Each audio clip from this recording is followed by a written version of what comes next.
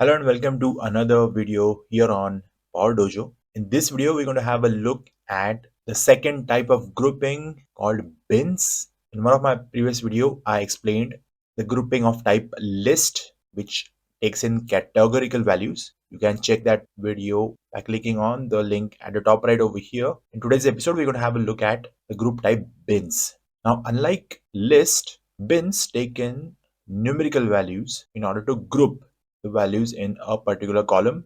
For example, if we can have age groups which are between 18 to 25, 26 to 35, etc., or maybe sales which fall in one of these ranges.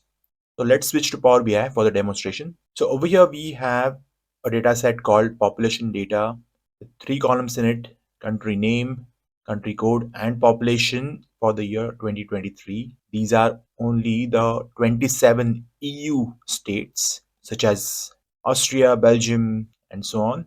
I made a pie chart which looks something like this. Now, as you can see, since we have 27 different countries, this visual is a bit of a difficult read.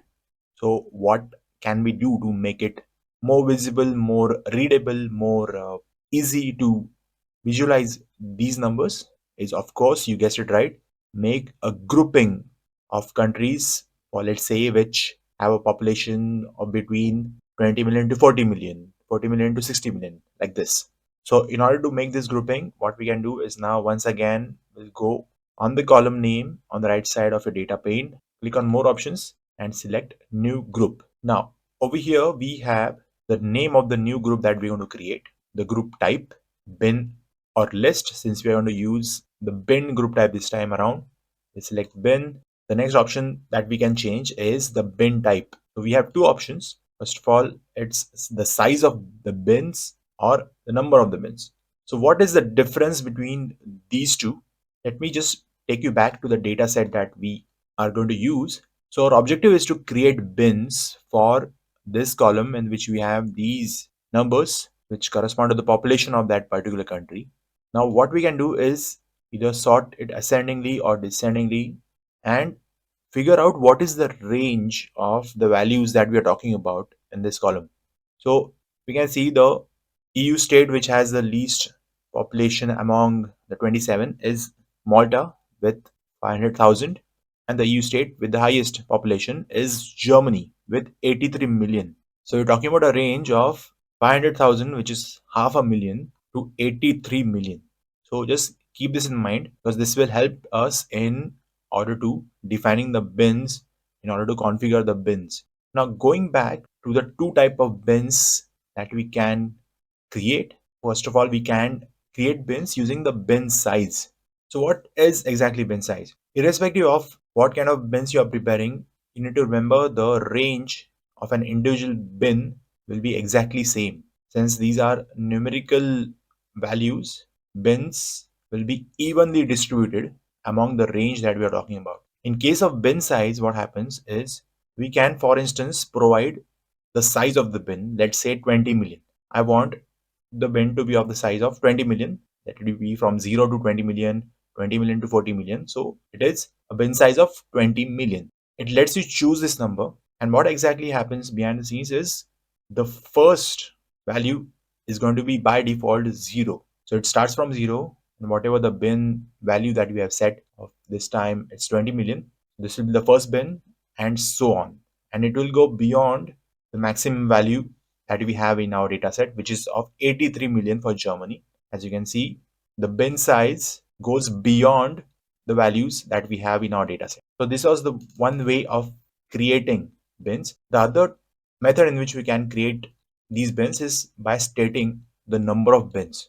Now, as you can see by looking at the distribution over here, you already guessed it right. It does not include 0 by default, which was the case in the size of the bins.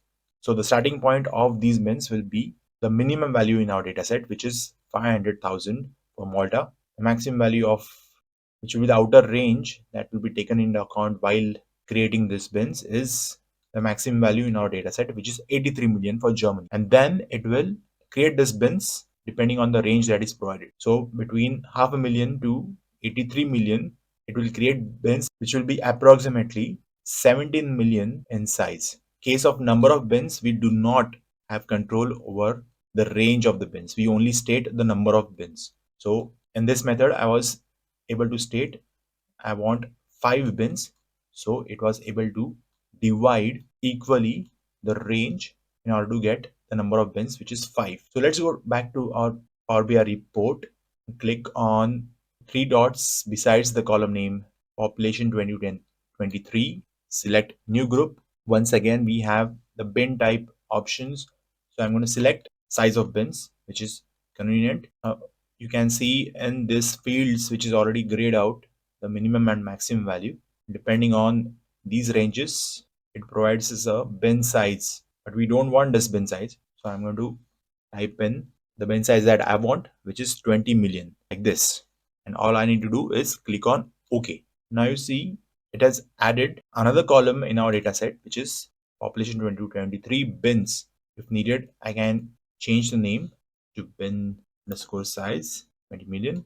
See, okay. Now what it has done is, if we were to go back, to this graphic, it has gathered all the countries which fall in this range of between 0 to 20 million, and it has assigned it a value of 0. So it takes in the lower range of that first bin and it has assigned it value of 0. So Malta, which has a population of 500,000, belongs to the first bin, which is defined as 0. If we were to scroll down over here, Poland, with a population of 36 million, falls in the second bin, which has a lower range of 20 million. Spain and Italy, they are in a bin which has a lower range of 40 million, and so on. Now I'll go back to my report view, and instead of choosing country name as in the legends, I will select the bin size, and now you can see this is a pie chart that is much more easy to read. I've also created a tooltip page in which we can see the count of each section. You can also see the percentage for each bin, the legend color that has been assigned to each bin. So since we have aggregated these values to sum, we can also change it to count like this. Now you can see we have all the 27 countries over here. 22 countries have a population which is between 0 to 20 million. Germany has a population which is between 80 million and 100 million. This is much more easier to read. Can change it back to sum if needed, where we can see the sum of each of these bins put together as per the legend that we have over here.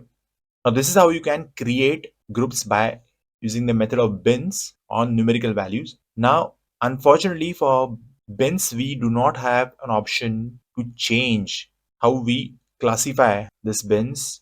As you can see, it only provides us the lower range and not the whole range, where you can see the lower limit and the upper limit. So I'll show you a workaround how you can do that. So let's create another group by clicking on three dots over here. Select new group. Now instead of choosing bin, we will choose list. Now I know list is something which we use for categorical values, but in this case what we're going to do is we're going to pretend that these values are categorical values, and then we'll group them based on the range they belong to. So I'll select all the values which are between 0 to 20 million like this. I'll say group. I'll choose one which is between 20 million and 30 and 40 million in another group, and so on. Now as you can see, I have all these values which are grouped under a certain title. So I can, let's say, change it this time around from 20 million to 40 million like this, 40 million to 60 million like this, and so on. So let's choose this new group of the type list and change in legends. Now you see the formatting has changed a bit. You can see the whole range, the lower limit and upper limit for the legends. But this is an exceptional case since we didn't have many values to choose from. If you have a larger data set with several values, I would not recommend this. But since we are using a data set which only has 27 countries, this is perfectly fine. So that's all from my side for this video. Do not forget to like and subscribe. Let me know in the comments of what you thought about it. I'll see you in the next video.